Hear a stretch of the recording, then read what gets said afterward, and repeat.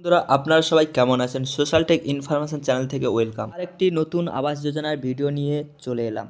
রাজ্য সরকার পক্ষ থেকে জানানো হয়েছে আবাস যোজনা প্রকল্পে দ্বিতীয় কিস্তির টাকা কবে পাবেন।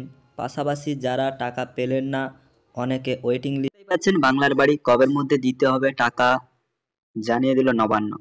বাংলার বাড়ি প্রকল্পে 8,22,000-এর বেশি উপভোক্তার অ্যাকাউন্টের প্রথম কিস্তি টাকা পৌঁছেছে, তবে লক্ষ্য 12 লক্ষ। বাকিদের অ্যাকাউন্টে প্রথম কিস্তির টাকা আগামীকাল 26শে ডিসেম্বরের মধ্যে শেষে পাঠিয়ে দিতে হবে বলে নির্দেশ দিল নবান্ন।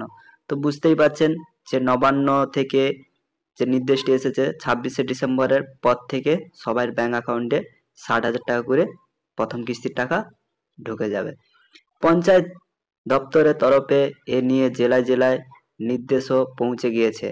বাড়ি তৈরির কাজে নিয়মিত নজরদারির নির্দেশও দেওয়া হয়েছে।